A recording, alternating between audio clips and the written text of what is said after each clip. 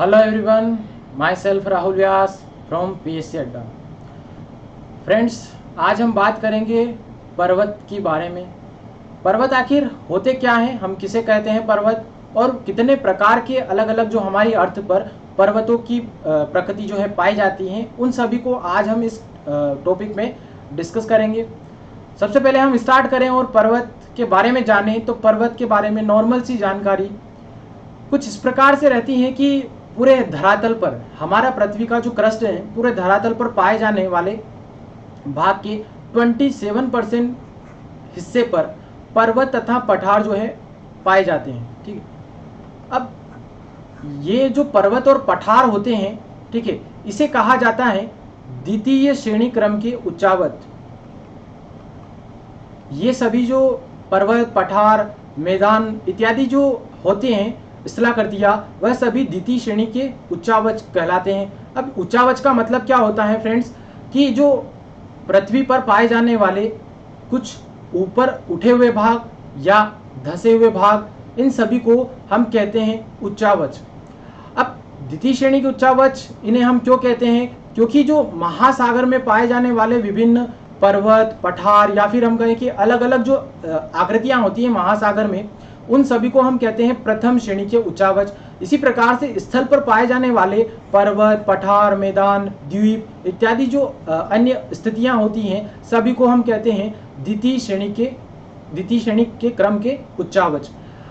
अब यहाँ पर अगर हम बात करें पर्वत के बारे में कि पर्वत हम किसे कहते हैं, तो पर्वत जो है कुछ विशेष प्रकार के जो है हमें दिखाई देते हैं। पर्वत नॉर्मली जो है ज्योग्राफी के अकॉर्डिंग कुछ विशेषताएं रखते हैं। जैसे कि अगर हम पर्वत किस प्रकार से पहचानेंगे, तो पर्वत की जो है फर्स्ट कंस्टिट्यूशन इस प्रकार से आती है। फर्स्ट जो है विशेषता इस प्रकार से होती है कि उसकी जो ऊंचाई होती है, ठीक है, हाइट जो है लगभग 1000 मीटर से या फिर 1000 मीटर से अधिक ही होनी चाहिए। इसके अलावा इसकी जो ढाल होता है, ढाल वाला हिस्सा, ठीक है, यह क्या होना चाहिए, एकदम बिल्कुल तीव्र होना चाहिए। तथा जो ऊपर वाला हिस्सा होता है जिसे हम शिखर कहते हैं, जो शिखर होता है वह जो है संकुचित होना चाहिए।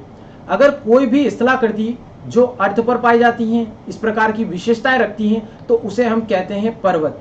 पर्वत नॉर्मली जो है शंकु के आकार का दिखता है, जिसकी हाइट जो है ज़्यादा होनी चाहिए तथा ढाल तीव्र होना चाहिए, यानी जिस पर हम जो है बिल्कुल तीव्र जो है रूप से लुढ़क सकते हैं। इसके अलावा जो शिखर होता है वो बिल्कुल जो है सिकुड़ा हुआ, यानी कि एक जगह जो है बहुत कम ही जो है फैला हुआ रहता है, इसे हम कहेंगे पर्वत। अगर हम पर्वत की बात करें कि पर्वत जो है इस प्रकार की विशेषताएं रखते हैं, परंतु जो है यहाँ पर हमारी अर्थ पर बहुत सारी जो है विभिन्न प्रकार की पहाड़ियाँ जो है देखने को मिलती हैं। अब पर्वत और पहाड़ियों में सिर्फ इतना सा डिफरेंस रहता है कि जो 1000 मीटर या फिर इससे अधिक ऊंचाई वाले होते हैं उसे हम कहते हैं पर्वत, परंतु जो इससे कम हाइट्स के होते हैं उसे हम कहते हैं पहाड़ियाँ या पहाड़ी। ठीक है, तो पर्वत का जो छोटा या लघु रूप होता है उसे ही क्या कहा जाता है, पहाड़ी। तो दोनों में डिफरेंस अच्छे से क्लियर रखिएगा। अब हम यहाँ पर बात करेंगे कि पर्वत श्रेणी किसे कहा जाता है, क्योंकि यह पर्वतों से ही मिलकर बनती है। क्योंकि बहुत सारे जब पर्वत किसी एक जगह जो है पाए जाते हैं तो उसे हम कहते हैं श्रेणी या पर्वत श्रेणी। परंतु पर्वत श्रेणी जो है हम उसे कहते हैं जो किसी विशेष एरिया में सभी पर्वत मौजूद होते हैं, परंतु सभी जो पर्वत होंगे उसमें वह सभी पर्वत किसी एक ही काल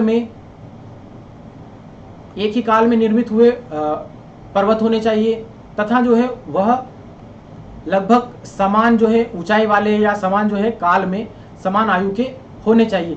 तो उसे हम कहते हैं पर्वत श्रेणी, जहां पर सभी जो पर्वत होंगे वह किसी एक ही काल में निर्मित हुए हो या फिर जो है उनकी जो आयु हो, ठीक है, वह सभी जो है समान हो। तब इस प्रकार के पूरे जो पर्वत होते हैं वह अगर किसी एक ही जो है एरिया में मौजूद होते हैं तो उस पूरे इलाके को, पर्वतीय इलाके को हम कहते हैं पर्वत श्रेणी।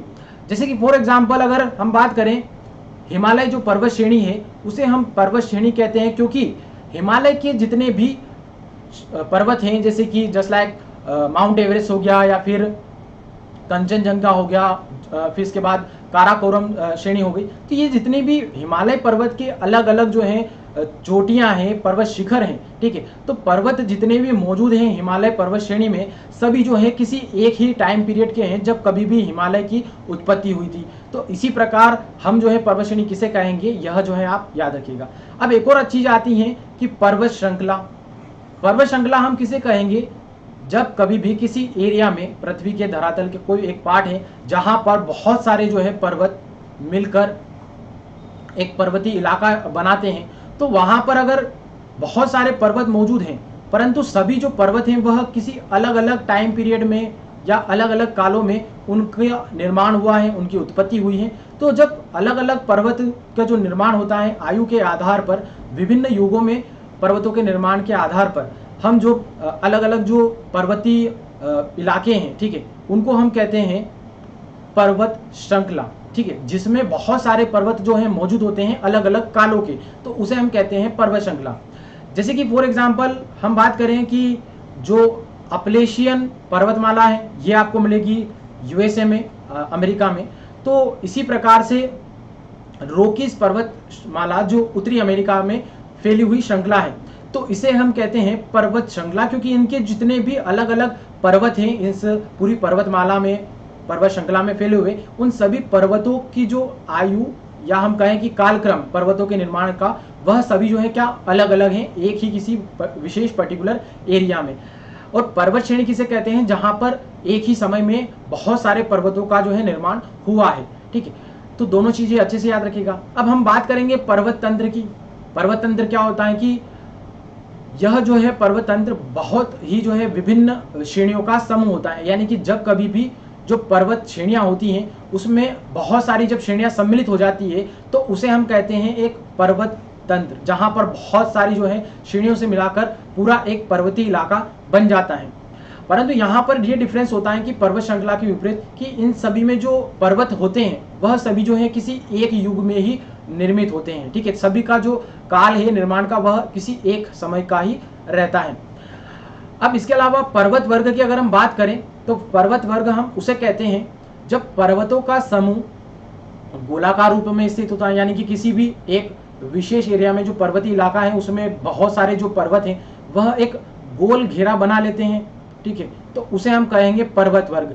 जो श्रेणियां असमान रूप से विस्तृत होते हैं, ठीक है, बहुत अलग अलग डिफरेंट प्रकार से जो है वह एक विशेष भूभाग में फैले रहते हैं, तो उसे हम कहते हैं पूरा जो इलाका होता है इसे हम कहते हैं पर्वत वर्ग। अब हम बात करेंगे यहाँ पर पर्वत समूह या कार्डिलेरा की। अब कार्डिलेरा क्या है, तो यह लगभग बिल्कुल सिमिलर ही होता है जो पर्वत तंत्र होता है, बिल्कुल उसी प्रकार से कि अलग अलग जो यहाँ पर किसी विशेष भूभाग में, यानी कि हमारे पृथ्वी का कोई एक विशेष एरिया ले लीजिए, वहां पर अगर बहुत सारे पर्वत श्रेणियां, पर्वत श्रृंखलाएं, ठीक है, मौजूद होती हैं जो अलग अलग कालक्रम की हो, ठीक है, विभिन्न युगों में बहुत सारी जो श्रेणियां बनी हैं, पर्वत श्रृंखलाएं बनी हैं, अगर ये सभी जो विभिन्न पर्वत श्रृंखलाएं, श्रेणियां अगर किसी एक विशेष एरिया में पाई जाती हैं तो उसे हम कहते हैं पूरे इलाके को कार्डिलेरा, ठीक है, यानी कि पर्वत समूह, ठीक है। तो ये याद रखिएगा कि जो पर्वत तंत्र है उसमें क्या होता है कि किसी एक ही युग के जो है पर्वत होते हैं, यानी किसी एक ही कालक्रम के, परंतु जब कभी भी किसी एरिया में बहुत सारी पर्वत श्रेणियां, पर्वत श्रृंखलाएं एक क्षेत्र में पाई जाती हैं तो उसको हम कहते हैं पर्वत समूह या कार्डिलेरा। जैसे कि फॉर एग्जाम्पल यहाँ पर जो प्रशांत कार्डिलेरा है हमारी अर्थ पर, वह जो है एक पर्वत समूह है। इसके अलावा ब्रिटिश कोलंबिया का जो कार्डिलेरा है वह भी इसका एक एग्जाम्पल हो जाता है। इसके बाद हम बात करेंगे पर्वतों के वर्गीकरण के बारे में, यानी कि क्लासिफिकेशन ऑफ माउंटेन्स, ठीक है। तो हमने पर्वतों को समझने के लिए, पढ़ने के लिए अलग अलग जो है प्रकार से उनको बांटा है। जैसे कि उत्पत्ति के आधार पर हमने इसे 6 भागों में बांटा है: वलित पर्वत, गुंबदाकार पर्वत, संग्रहित पर्वत, ब्लॉक पर्वत, अवशिष्ट पर्वत, मिश्रित पर्वत। तो ये सभी जो है इसके प्रकार हैं। इसी के अलावा हमने ऊंचाई के आधार पर पर्वतों को अलग अलग में बांटा है, जैसे कि अधिक ऊंचाई वाले पर्वत, साधारण ऊंचे पर्वत, कम ऊंचे पर्वत, निम्न ऊंचे पर्वत। तो ये अलग अलग जो है हमने ऊंचाई के आधार पर बांट दिया। इसके अलावा आयु के आधार पर, यानी कि कब जो है किस पर्वत की उत्पत्ति हुई है, उसका निर्माण कब हुआ है, उसके आधार पर हमने इसको 4 भागों में बांटा है। एक है पर्मियन पर्वत, दूसरा कैलिडोनियन पर्वत, तीसरा हर्सिनियन और चौथा है अल्पाइन पर्वत। तो ये सभी जो है उत्पत्ति के आधार पर और आयु के आधार पर जितने भी पर्वत हैं इनको हम अभी देख लेते हैं कि इनका जो क्लासिफिकेशन है वह कैसे है। सबसे पहले बात करेंगे हम निर्माण विधि के आधार पर, यानी कि उसकी जो संरचना है, ठीक है, उसकी जो बनावट है, कब उसका जो है निर्माण हुआ है, उसके आधार पर हम बात करें कि तो यहाँ पर फर्स्ट आता है पर्वत वलित पर्वत। अब वलित जो पर्वत होता है इसका एक और नाम होता है मोड़दार पर्वत, ठीक है, इसे मोड़दार पर्वत भी कहा जाता है। अब इसकी उत्पत्ति की अगर बात करें कि किस प्रकार से इसका निर्माण हुआ है, तो हमारी अर्थ पर बहुत सारे जो है बल लगते रहते हैं, उसमें आता है एक अंतर्जात बल। अंतर्जात बल में भी एक विशेष बल होता है जिसका नाम है संपीड़न बल। अब संपीड़न बल क्या होता है कि जब कभी भी हम वस्तु को दबाव डालते हैं वस्तु पर, तो उसी प्रकार से चट्टानों पर भी जो है हमारी पृथ्वी क्या करती है, संपीड़न बल लगाती रहती हैं। इसी संपीड़न बल लगाने के फलस्वरूप क्या होता है कि चट्टानें जो है एक दूसरे की डायरेक्शंस में जो है खिसकती हैं और क्या करती हैं, फिर वह जब एक दूसरे से टकराती है या फिर वहां पर जो है उनका जो है विनाश होता है चट्टानों का टूटने के फलस्वरूप, तो यहाँ पर दो कंडीशन उत्पन्न होती है।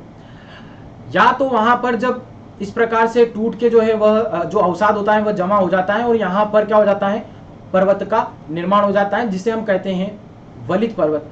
अब वलित पर्वत का जो नाम होता है मोड़दार पर्वत, तो इसमें क्या होता है कि जो वलित पर्वत होते हैं उसका निर्माण होता है मोड़, ठीक है, वलनों के फलस्वरूप। वलन यानी कि मोड़ इसे कहा जाता है। अब वलन क्या होते हैं कि जो चट्टानों की मुड़ने की क्रिया होती है उसी को वलन कहा जाता है। तो जब चट्टानें आपस में टकराती हैं और टकराने के फलस्वरूप वह जो है मुड़ती मुड़ती जो है एक पर्वत का निर्माण ले लेती है, ठीक है, तो उसको हम कहते हैं वलित पर्वत। जैसे कि आप देखेंगे यहाँ पर जो वलित पर्वत होता है उसमें बहुत सारी अभिनतियां तथा अपनतियां पाई जाती हैं।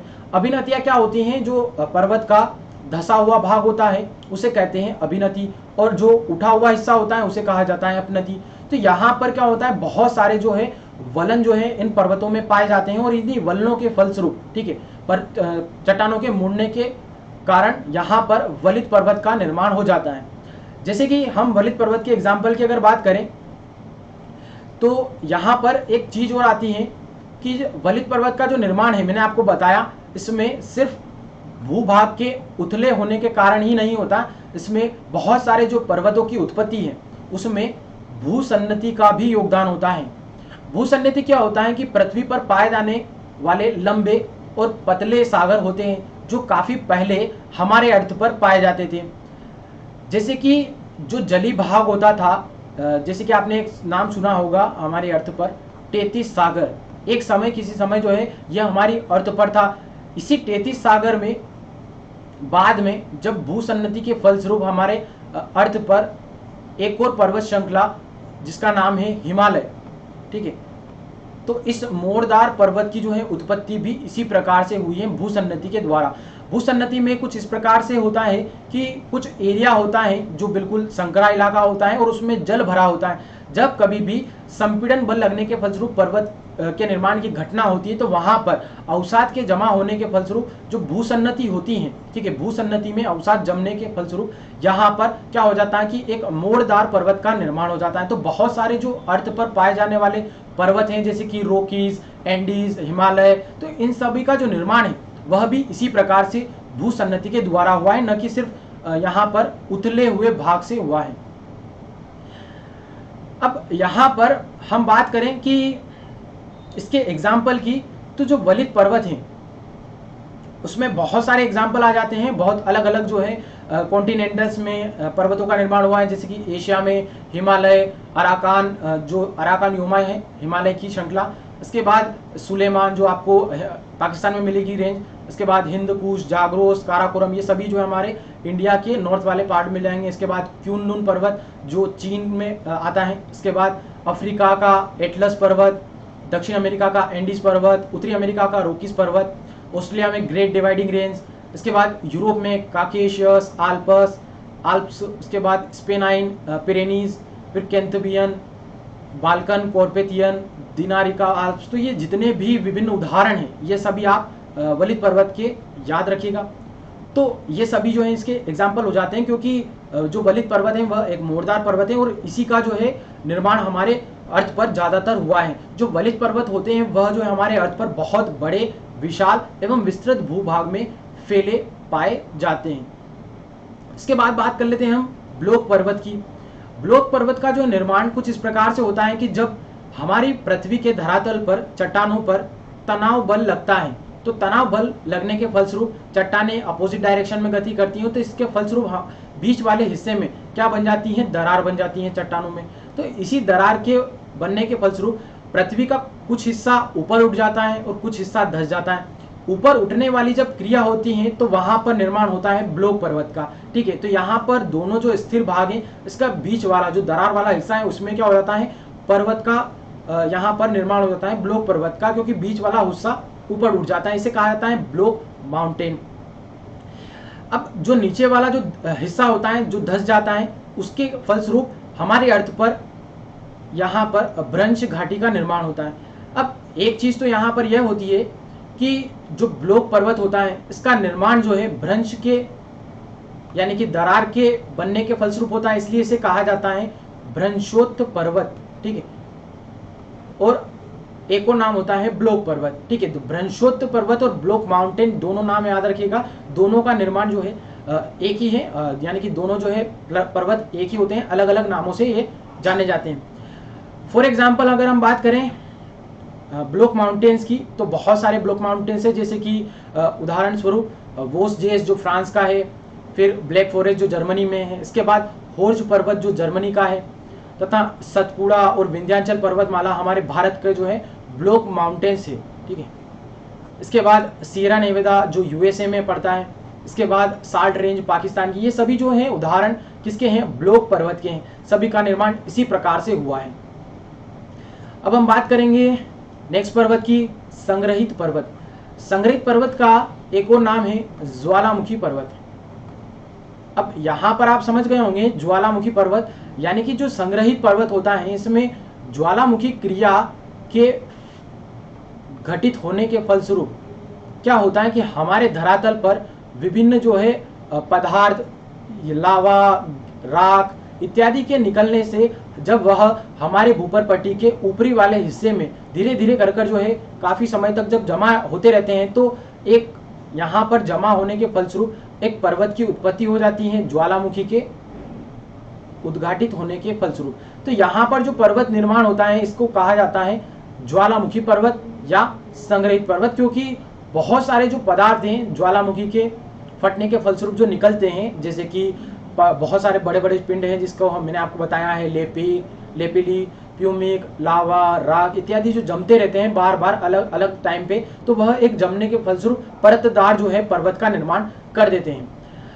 फॉर एग्जाम्पल हम अगर ज्वालामुखी पर्वत की बात करें तो यहाँ पर बहुत सारे जो है ज्वालामुखी पर्वत है हमारी अर्थ पर, जैसे कि सस्ता, रेंडियर जो आपको मिलेंगे यूएसए में, मेयोन पर्वत फिलीपींस का, इसके बाद कोटोपेक्सी जो कोटोपेक्सी ज्वालामुखी पर्वत है यह आपको मिलेगा इक्वेडोर। ठीक है, दक्षिण अमेरिकी देश है इक्वेडोर, यहाँ पर कोटोपेक्सी ज्वालामुखी पर्वत है। इसके बाद फ्यूजियामा जो जापान में है, इसके बाद विशुएस ज्वालामुखी पर्वत इटली का, एकांकागुआ चिली का, पोपो कैपिटल मेक्सिको में मिलेगा आपको, फिर किलिमंजारो अफ्रीका का। तो ये सभी उदाहरण जो है आप याद रखिएगा कि किसके उदाहरण है ये और कहाँ पर पाए जाते हैं, सबकी लोकेशंस आपको क्लियर होनी चाहिए।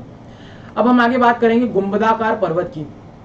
गुंबदाकार पर्वत जो होता है इसमें क्या होता है कि बहुत सारी जो है हमारे अर्थ पर आंतरिक जो है शक्तियां कार्य करती रहती हैं, अंतर्जात बल कार्य करते हैं। तो अंतर्जात बल के लगने के फलस्वरूप क्या होता है कि जब बल पृथ्वी के धरातल पर ऊपर की ओर लगता है तो यहाँ पर कुछ भाग धरातल का इस प्रकार से ऊपर उठ जाता है, यानी कि गुंबद के आकार का यहाँ पर यह आकार ले लेता है, और इसी प्रकार यहाँ पर जो पर्वत का निर्माण होता है, उठा हुआ हिस्सा होता है, तो इसे कहने लग जाते हैं हम गुंबदाकार पर्वत।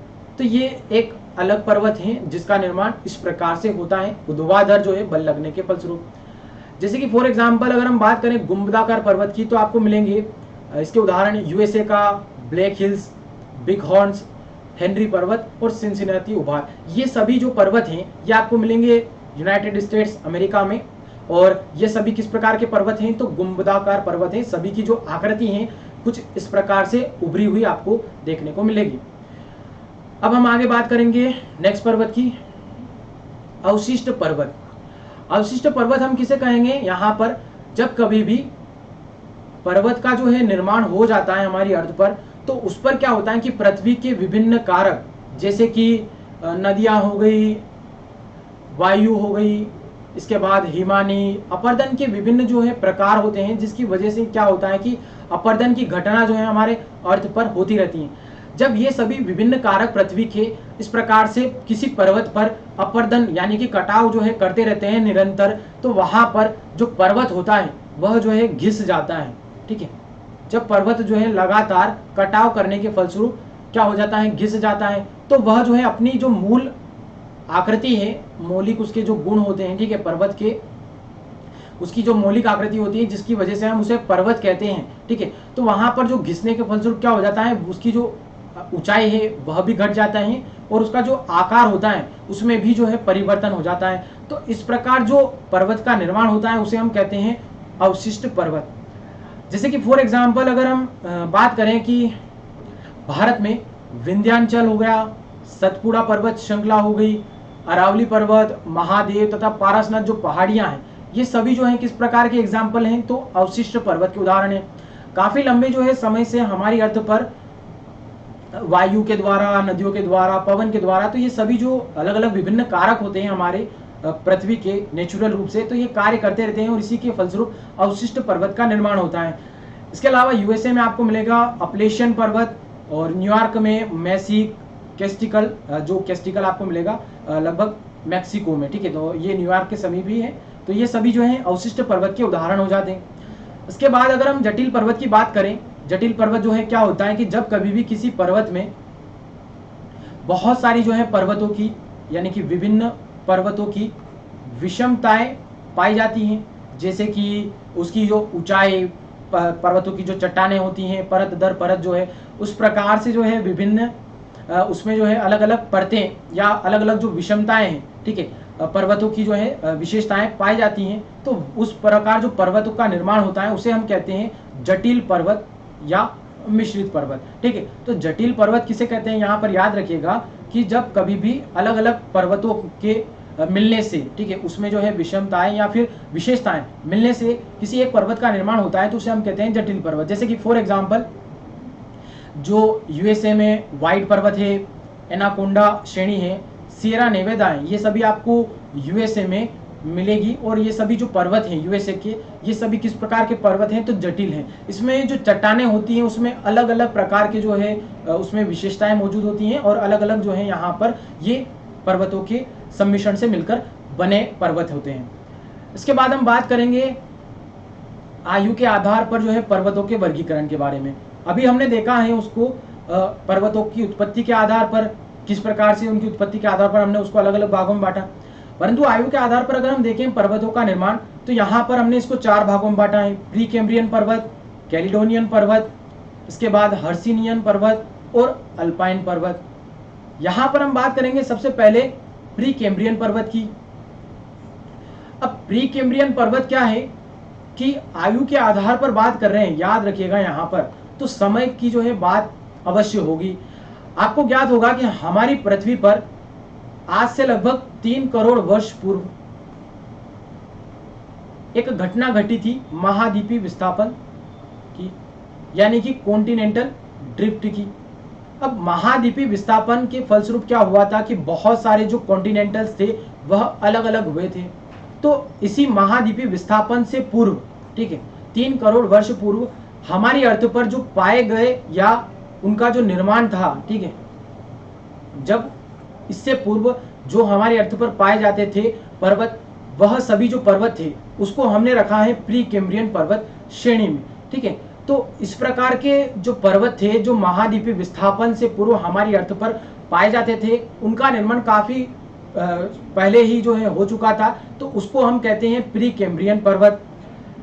जैसे कि यहाँ पर अगर हम बात करें उदाहरण की, तो कुछ उदाहरण हमारे सामने इस प्रकार आते हैं कि अपलेशियन जो पर्वत माला है अमेरिका की, वह एक प्री कैम्ब्रियन पर्वत है। इसके बाद अरावली पर्वत श्रृंखला भारत में, यह भी क्या है कि बहुत काफी समय पूर्व जो है निर्मित हो चुकी थी। इसके बाद यूरोप में पेनाइन पर्वत जो है वह प्री कैम्ब्रियन युग की ही जो है यहाँ पर उसका निर्माण हो चुका था। अब हम बात करेंगे कैलिडोनियन पर्वत की। अब कैलिडोनियन पर्वत क्या है यहाँ पर कि अलग अलग कालों में जब इसका निर्माण हुआ है तो जो यहाँ पर एक महाकल्प आता है जिसे हम कहते हैं पेलियोजोइक महाकल्प।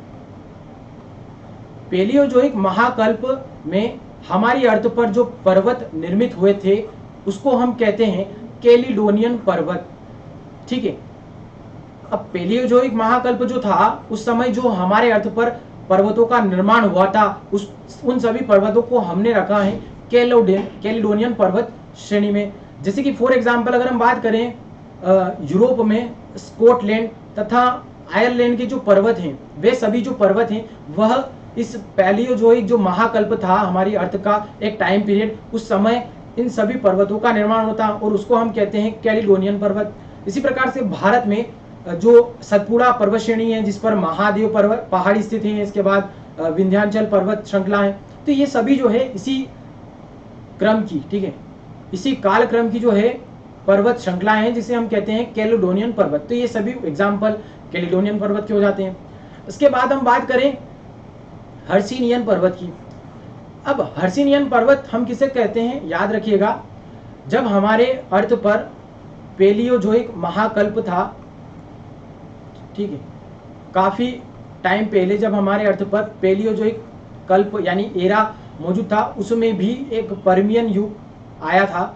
तो पर्मियन युग में विभिन्न जो है अलग अलग पर्वतों की उत्पत्ति हुई थी। इसी पर्मियन युग में बने जितने भी पर्वत हैं उसको हमने कहा है हर्सिनियन पर्वत।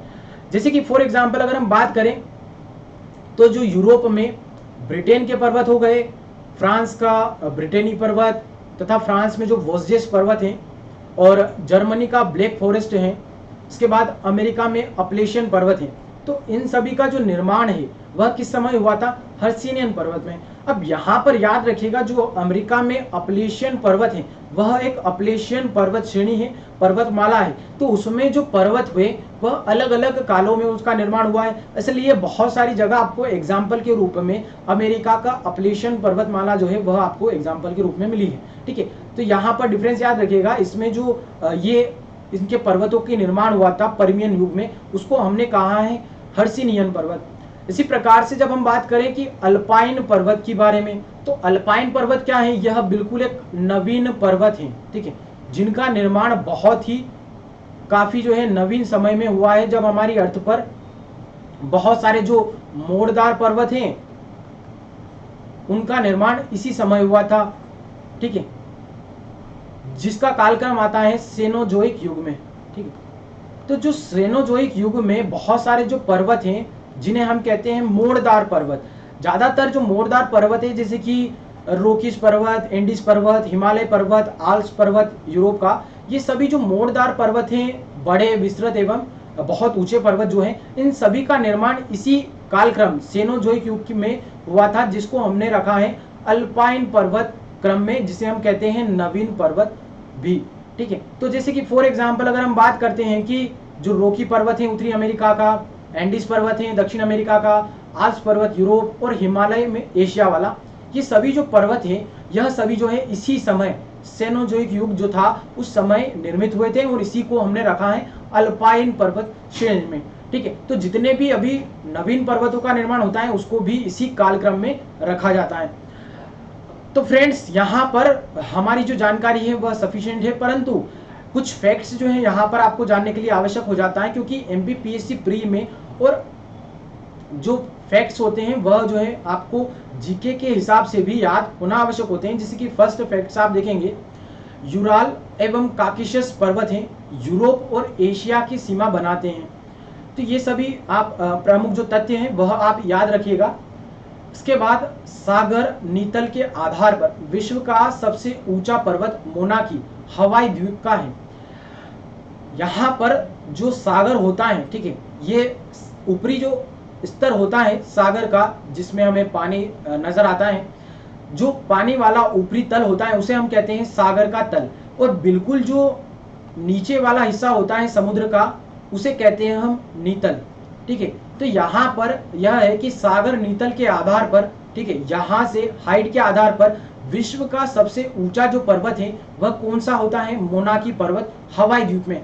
जबकि पूरे विश्व का जो सबसे ऊंचा पर्वत है, ठीक है, वह कौन सा है, तो माउंट एवरेस्ट है, जो नेपाल में पड़ता है और हिमालय पर्वत श्रेणी का एक पार्ट है, एक शिखर है। तो ये दोनों चीजें आप याद रखिएगा। इसके बाद सियरा नेवादा जो पर्वत है यूएसए में आता है, विश्व की सर्वाधिक विस्तृत और ब्लॉक पर्वत है, यानी कि ब्लॉक माउंटेन है, सर्वाधिक विस्तृत, पूरे बहुत बड़े एरिया में यह फैला हुआ है सियरा नेवादा। इसके बाद विश्व की सबसे लंबी जो पर्वत श्रृंखला है एंडीज पर्वत श्रृंखला है। यहाँ पर याद रखिएगा पूरे अर्थ पर जो लंबी श्रृंखला है वर्ल्ड में वह कौन सी है, एंडीज पर्वत श्रृंखला। अगर इसके सेकंड क्रम की बात करें तो लंबी श्रृंखला में आता है रॉकी पर्वत श्रृंखला का, और थर्ड नंबर पे आता है हिमालय पर्वत श्रृंखला का क्रम। ठीक है, तो क्रम वाइज याद रखेगा, सबसे लंबी पर्वत श्रृंखला एंडीज, उसके बाद रॉकी पर्वत श्रृंखला और थर्ड नंबर पे हिमालय पर्वत श्रृंखला। इसके बाद उत्तरी अमेरिका का जो सर्वोच्च पर्वत शिखर है माउंट मैकिनले, जिसकी हाइट है लगभग 6000 मीटर, ये कहाँ पर है, तो अलास्का में पाई जाती है। इसके बाद यूरोप का सर्वोच्च शिखर माउंट एल्ब्रूज है, जिसकी हाइट लगभग 5000 मीटर के आसपास है। इसके बाद दक्षिण अमेरिका का जो सर्वोच्च शिखर है वह कौन सा है, तो ओजस डेल सलाडो। अब यहाँ पर एक चीज डाउट में रहती है तो फ्रेंड्स, कि दक्षिण अमेरिका की जो सबसे ऊंची चोटी है, पर्वत चोटी, वह आती है एकांकागुआ। ठीक है, तो यह दोनों आप याद रखिएगा कि जो दक्षिण अमेरिका की सर्वोच्च चोटी है वह कौन सी है, एकांकागुआ। परंतु कुछ बुक्स में या कुछ जो है फैक्ट्स में ओजस डेल सलाडो का नाम भी आता है, जो एक ज्वालामुखी पर्वत है। इसके बाद अफ्रीका का जो सर्वोच्च पर्वत शिखर है वह कौन सा है, तो माउंट किलिमंजारो है। ऑस्ट्रेलिया का सर्वोच्च पर्वत शिखर कौन सा है, तो कोस्टुस्को है। ठीक है, इसके बाद अंटार्कटिका का सर्वोच्च पर्वत शिखर कौन सा है, तो विंसन मैसिफ है, जिसकी ऊंचाई लगभग 5000 मीटर है। इसके बाद माउंट एवरेस्ट, जिसकी ऊंचाई याद रखिएगा लगभग 8848 मीटर है, और यह एशिया और विश्व की सर्वोच्च पर्वत शिखर है। आल्प्स पर्वत जो सर्वोच्च चोटी है इसकी माउंट ब्लैक, ठीक है, यूरोप में आता है आल्प्स पर्वत, और इसकी सर्वोच्च चोटी कौन सी है, तो माउंट ब्लैक है। अफ्रीका जो महाद्वीप है, इसका एकमात्र अल्पाइन मोड़दार पर्वत है, वो कौन सा है, तो एटलस पर्वत है। यह याद रखिएगा, बहुत महत्वपूर्ण है, अफ्रीका का एकमात्र पर्वत है एटलस पर्वत। इसके बाद आल्प्स पर्वत जो है इसका विस्तार फ्रांस, स्विट्जरलैंड और ऑस्ट्रिया देशों में पाया जाता है। तो ये सभी जो प्रमुख तथ्य हैं यह आप याद रखिएगा, और यहाँ पर जो हमारी आज की जो क्लास है उसका दी एंड होता है। अगर आपको जो है हमारी क्लास पसंद आ रही है तो आप जो है प्रतिक्रिया देना ना भूलें, और आप जो हमारे पीएसआर का जो टेलीग्राम चैनल है उसे जो है ज्वाइन जरूर कर लीजिएगा, और ज़्यादा जानकारी अगर आप चाहते हैं तो आप जो हमारी साइट pscada.com को भी विजिट कर सकते हैं। आप ये चीज़ भी याद रखिएगा तो फ्रेंड्स की जो क्वालिटी मीन्स सिर्फ ओनली पीएससी अड्डा। तो आप सभी के लिए जो है मैं आप आज यहीं धन्यवाद करता हूं, और अपनी जो है वाणी को यहीं विराम देते हुए आप सभी से अलविदा करता हूं।